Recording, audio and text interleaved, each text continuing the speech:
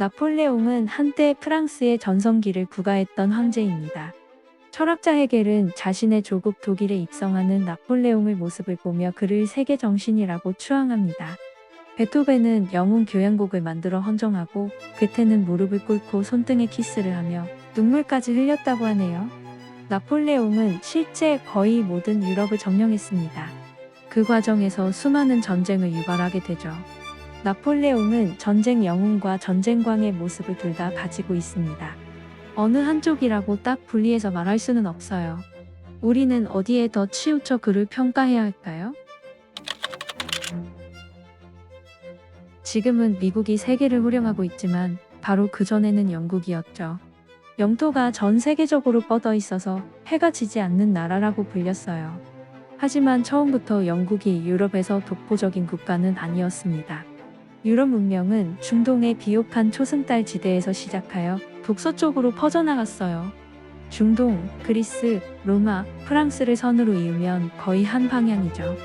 영국은 유럽의 가장 북서쪽 끝에 위치해 있고 당연히 문명의 발전도 뒤처질 수밖에 없었어요. 과거 영국은 유럽 대륙에 비해 산업, 공업, 자본, 교육 등 전반적으로 열악한 국가였습니다. 그런 국가에서 잉글랜드 내전과 명예혁명이 발생합니다.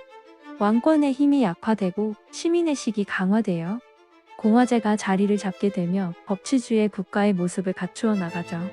나라의 정치가 민주화되고 안정화되면서 교육, 기술, 산업 등이 덩달아 발전을 합니다. 철학자 프랜시스 베이컨은 지식과 과학의 힘을 강조하며 계몽주의의 정신도 깨어나게 됩니다. 더군다나 영국은 석탄이 매우 풍부한 국가였죠. 산업혁명은 바로 영국에서 일어나게 됩니다. 영국에서 무수히 많은 혁신과 발명이 이루어지면서 세계 생산량 대부분을 차지하게 돼요. 반면에 유럽 대륙은 여전히 봉건주의 시스템에 머물러 있었죠. 지역을 다스리는 영주가 있었으며 그 아래 농노들이 노예처럼 일하고 있었어요. 아직 중세적인 모습을 벗어나지 못하고 있었습니다. 프랑스 국민은 세 개의 신분으로 구분되어 있었습니다. 제1신분 사제, 제2신분 귀족, 제3신분은 나머지 시민들입니다. 봉건 귀족과 교회에 할당된 토지는 어마어마했으며 대부분의 국민들은 농노로서 비참한 삶을 살아가야 했죠. 사제와 귀족은 세금이 없었으며 일반 시민들만 과도한 세금에 시달려야 했습니다. 결국 시민들은 참지 못하고 바스티유 감옥 습격을 필두로 프랑스 혁명을 일으킵니다. 이 혁명으로 헌법이 새로 제정되며 모든 시민은 평등권을 부여받을 수 있었죠. 하지만 프랑스 사회는 혼란스러웠으며 이내 공포 정치가 시작됩니다. 수많은 귀족과 왕족들이 단두대에서 처형을 당했어요. 프랑스의 국내 질서는 혼란스러웠지만 북의 전쟁에서 승승장구하는 장군이 있었습니다. 바로 나폴레옹 보나파르트예요. 나폴레옹은 국민들의 절대적인 지지 아래 프랑스 황제가 됩니다. 이후 나폴레옹의 위대함이 드러납니다.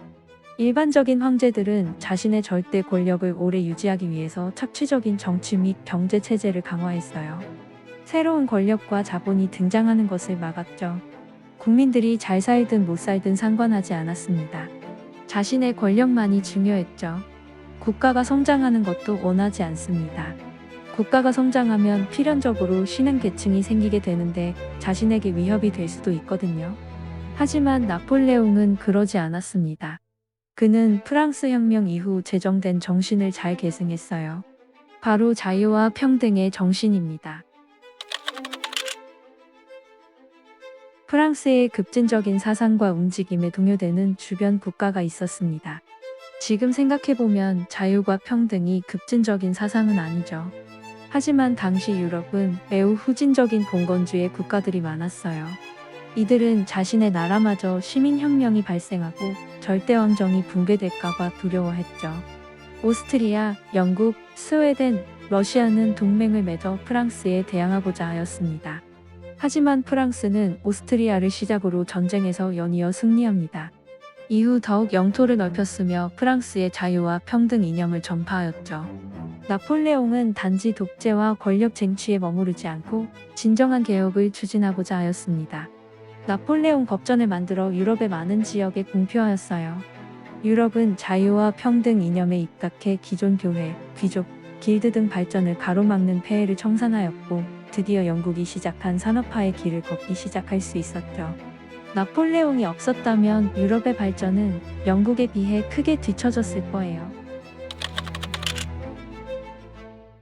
독일의 대철학자인 헤겔은 입성하는 나폴레옹을 보며 절대 정신을 보고 있다라고 하였습니다. 헤겔은 변증법이라는 개념을 사용해 사회가 점진적으로 발전하는 과정을 이론으로 만들었죠. 그리고 발전을 위해서는 혁명적 인물이 필요하다고 보았어요. 헤겔이 보기에 이 세상을 통합하고 발전시킬 수 있는 인물이 나폴레옹이었습니다. 나폴레옹은 수많은 전쟁을 일으켜 전쟁광이라는 별칭도 있지만 분명 유럽의 근대적 발전에 크게 기여한 인물임에는 틀림이 없습니다. 저는 나폴레옹을 영웅이라고 칭하겠습니다. 우리는 나폴레옹 덕분에 자유와 평등 이념이 기본이 된 사회에서 살고 있습니다. 여러분은 나폴레옹에 대해 어떻게 생각하시나요? 댓글로 생각을 달아주시고 좋아요, 구독 눌러주시면 감사해요.